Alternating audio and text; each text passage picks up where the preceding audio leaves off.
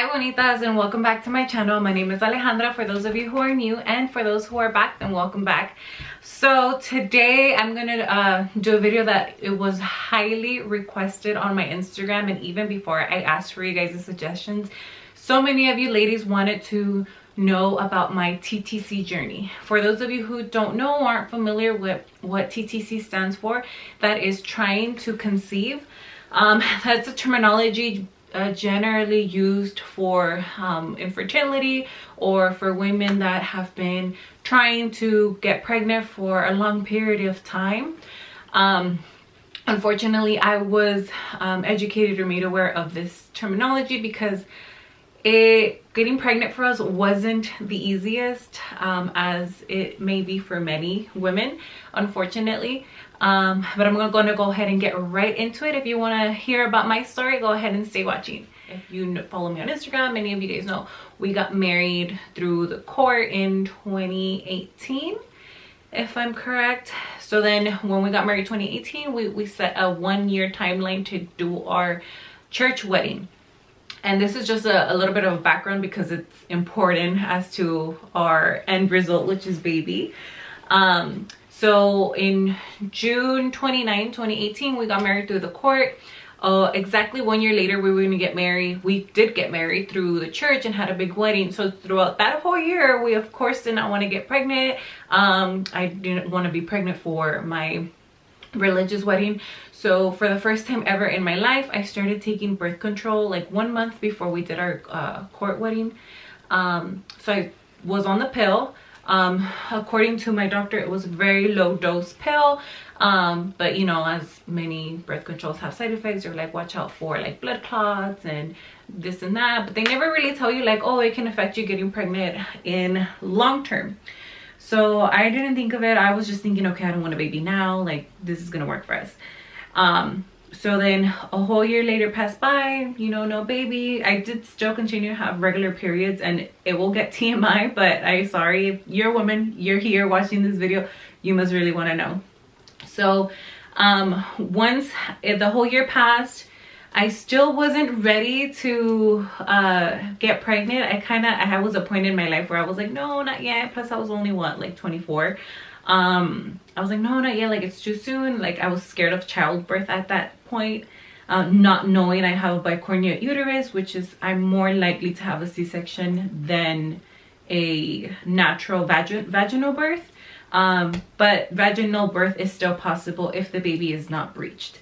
But that's a whole nother topic. So then I stopped taking birth control around the end of August or September because I had always wanted to get pregnant during the month of December. That way my baby could be like a summer baby or end of summer baby. So I was like, okay, we'll stop like around August, end of August, September. That way if my body needs to clean out by December, we can get pregnant. Okay, so that went straight out the door. So the first period after my I stopped taking birth control was okay. It was still like if I was on birth control. Now the second period, oh my goodness, girls, I thought I was gonna die. I had the worst cramps, the worst lower back ache. I even threw up of the pain. I would take like the highest dose of Tylenol or whatever medication I had on hand, and I would still roll around in my bed in pain for like the first day of my period. And Peter was just like shook, like, are you okay? It was crazy. It was the worst period of my entire life. And I've had really bad periods prior. Like when I was younger, I would have bad periods. I never knew why, but it just was horrible. So then I stopped taking that birth control. It was the worst period of my entire life. After that, like the first 2 months that I got my period again, it was every month. But then out of nowhere, my body started skipping one cycle. So I would have my period 1 month yes, 1 month no. So by the time it was December, I was like, okay, like nothing's happening. We didn't get pregnant. And keep in mind, I wasn't tracking like my ovulation. I wasn't tracking like anything. We were just like, you know, living our best life to see if we got pregnant. So then now January through August of 2020, well, it was the whole pandemic, so we were like thinking, okay, maybe it's a sign from God that we're not getting pregnant because of COVID and everyone's stressed out and we don't know what's gonna happen. But nonetheless, we weren't using condoms, we weren't using any kind of protection, nothing. We were just like, okay, if it happens, it happens. Like, we're ready to be parents. For that whole period of time, keep in mind, at this point is August 2020, still no baby, and we're not, you know, taking care of ourselves.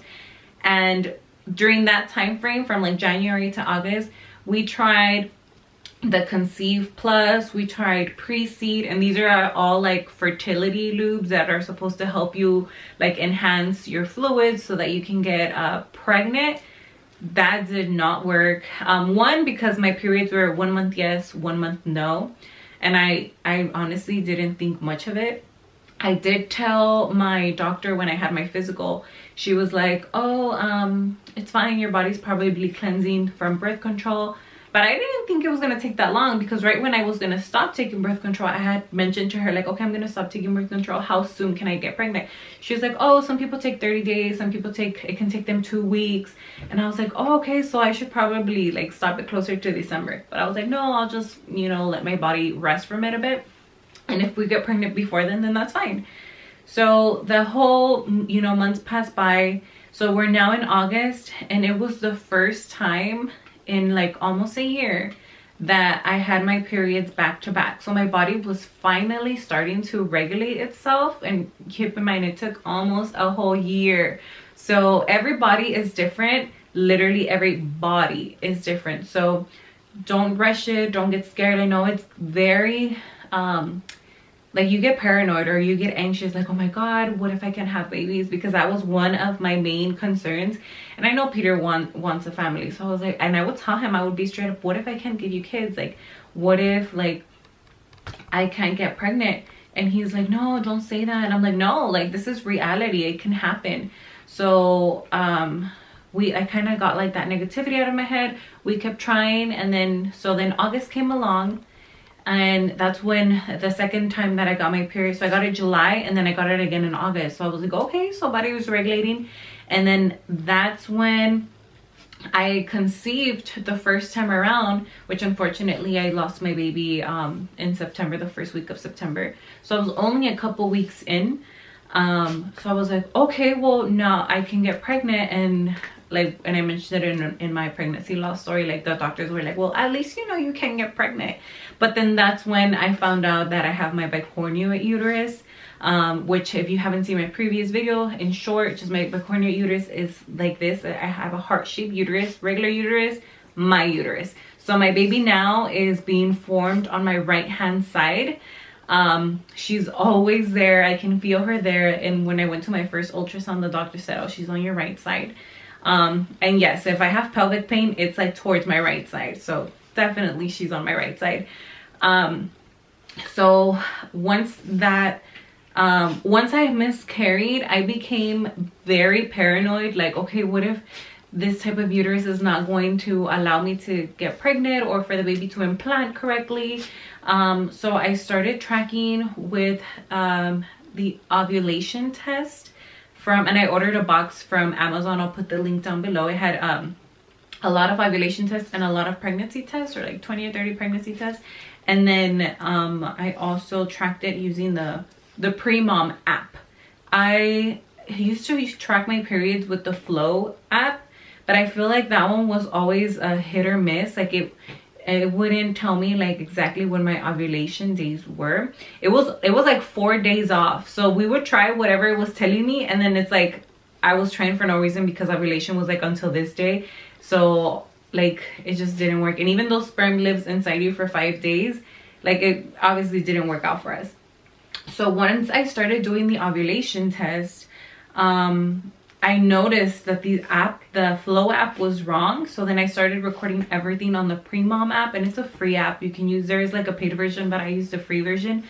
Once I started recording on there, and I actually like at first I would just take the picture of the strip test and then upload it to the app, but then I feel like it wouldn't read it correctly sometimes, or maybe I was just taking the picture horrible quality. So then I actually started keeping them on a like I have it like on a little piece of toilet paper, where I would put them like as a day in time that I would take them, and you can see the little progression line start getting red, which is your peak, is like a day prior to your ovulation. That was like you're getting ready to baby dance or to get it on. It starts getting darker and red. So the dark red means like, okay, your body's about to ovulate. Like, plan your honey and you time so that you can get possibly pregnant. So I didn't do that the month of September. Obviously I miscarried. They advised me to wait that month, that cycle. We didn't wait. We still like went for it, but it didn't happen for us. I guess my body still needed to like cleanse itself from, you know, the loss. So then this was, I believe this was, yeah, October. That was the period that didn't work for us. So then November came along. In November, I kept tracking like everything religiously. Once I started seeing my peak, it was this, and this is like towards the end of November, starting the first week of December. I know like exactly what day we possibly conceived. So the ovulation test, 100% recommend. And then the pre-mom app, I feel like that's what helped me. And then obviously I was taking like prenatals a couple months before trying, and I'm not even good with my vitamins, but I was consistent with my prenatals, and even now with pregnancy. My mom had even brought me maca powder capsules to start taking, but I had a feeling I was pregnant.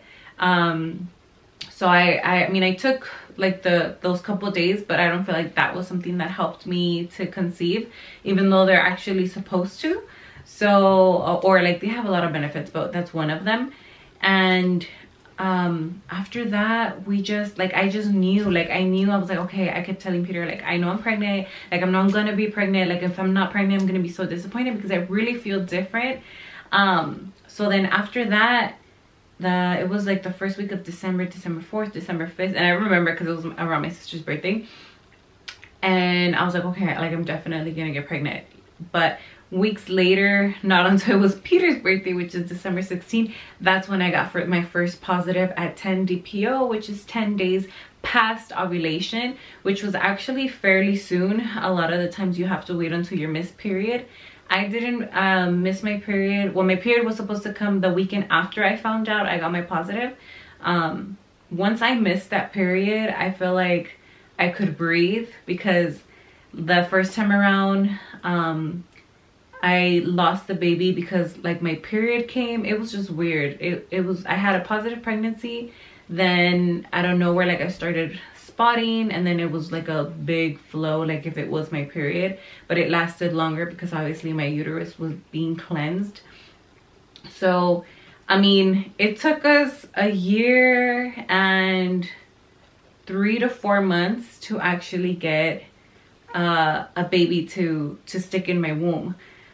So it takes time. I know, like I mentioned before, it gets very frustrating, and it gets, as a woman, you feel like, you know, I can't do the one thing I'm put on this earth to do, and it just sucks. Like it really sucks. Like I would be so sad. I would pray so hard when I was in the 2-week waiting period, and it was so crazy because obviously around Christmas time we're decorating, and I would see, like, I would be like, God, give me a sign that I can have a baby, that I'm gonna be able to carry our baby. And for our wedding, they had given us, I think my mother-in-law gave us, it's a Virgin Mary and the baby, and like the little family portrait, but it was like a 3D portrait, and I kept looking at it every single day. I'm like, God, I know that's gonna be us. I know that's gonna be me holding my baby one day. And then they also gave us for like the Christmas decor, the nacimiento, I don't know how you say it in English, but you know, also the mom, dad, and the baby, and we put that outside. I think it was like 3 of those. So I was like, okay, is this my sign? Like, am I gonna be able to like really get pregnant this time around? And I would pray, but I wouldn't pray like, God, please give me this. I would pray like Like, God, you already made me a mom. Like, I know this baby's already there. Like, you've already done this for me. It's like I was already declaring that this was going to happen for me. I wasn't asking for it. I was declaring that it was there already. And, you know, days later, I get my positive test and I'm just like, Lord, I know you're going to let this baby stick. I know you're going to let it implant where it should be, regardless of how my uterus is. And I know I'm going to have a great, amazing pregnancy. And so far, baby girl has been perfect. My pregnancy has been amazing. It's really a blessing, and we're just so happy and excited to have a new little family member in our house, and that it's our baby. It's still so surreal. We keep getting like baby girl gifts now, and I'm like, oh my God, I can't believe like they're giving gifts for my baby. I'm used to giving them to other people, you know, to other couples. But we're so excited, and don't stress yourself out. Like, just be patient, be very in tune with your body. Prior to this whole baby making experience, I did not know I was that in tune with my body. But you know, like as a woman, you just know. And maybe you just know because I wanted to get pregnant. It was like we were trying. If you get pregnant without trying, or just because it happens, maybe that's when you don't really realize that you're pregnant. But once you're like physically, like consistently trying every month, it's like, okay, my body's being like different this time around. Like, I noticed this, I noticed that, and you will notice all these changes. So if you guys have any questions or any comments, leave them down below, or you can also DM me on Instagram at Styles by Miss Ale. I keep my pregnancy diary on there. When I post a picture, I usually have like a lengthy caption talking about my experience during that week. So if you are interested in keeping track of that, definitely go ahead and give me a follow, and do not forget to like and subscribe. If you want more videos like this, also let me know down below, or any other video suggestions. I would greatly appreciate them, and I'll see you in my next video. Thank you so much for watching, Bonitas. Bye.